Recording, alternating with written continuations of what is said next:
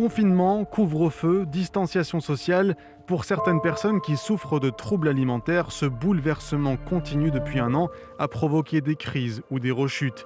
Pour Agnès, le sport et le suivi d'un régime strict ont été un mécanisme de défense face à la pandémie. Donc le confinement, étant donné que j'étais en chômage partiel, je ne faisais plus du tout d'activité dans la journée. Je me suis mise à une routine sportive, je dirais même extrême. Je faisais peut-être 2 heures de sport par jour. J'ai commencé à réduire mes doses d'aliments. En fin de compte, je voyais toujours sur la balance que ça continuait à baisser. Moi, ça me plaisait. J'ai commencé même à me priver de certaines catégories d'aliments. Et après un an de pandémie, les effets négatifs sur la santé mentale sont nombreux. Le confinement, le tout ensemble, ça commence à être moralement très très difficile. On perd l'envie, le goût de se lever, de faire quoi que ce soit. On a la même routine et on a l'impression de ne pas profiter de notre famille, pas avoir de relations sociales. Depuis un an, de nombreuses personnes se sont retrouvées isolées et loin du soutien sur lequel elles peuvent habituellement compter. Résultat, une forte hausse de troubles alimentaires, comme l'explique Nathalie Godard. Le confinement et toutes les mesures autour du coronavirus sont des facteurs de stress.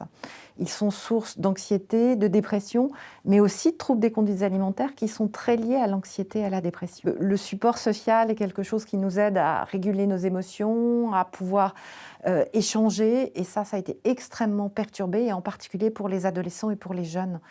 En France, ce sont près de 600 000 adolescents et jeunes adultes qui sont atteints de troubles alimentaires.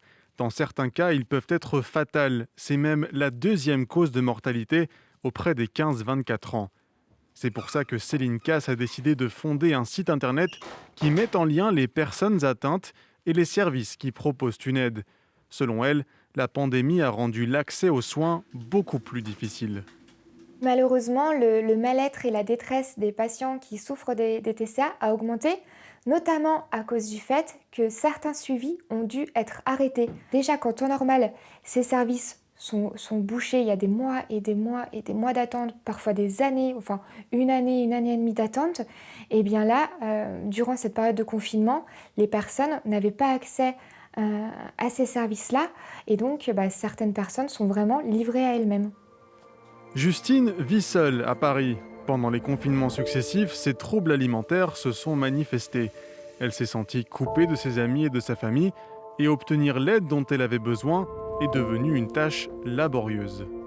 Et moi, c'est un des trucs qui est hyper compliqué pour moi depuis le confinement, c'est que j'étais suivie par, je suis suivie par une psychologue, mais qui ne fait plus d'entretien en face à face. Donc je l'ai au téléphone, et ce qui est quand même pas du tout pareil en fait. D'avoir quelqu'un qui est en face de soi, de sentir la présence humaine et d'avoir un lien avec la personne qui vous suit, c'est hyper important.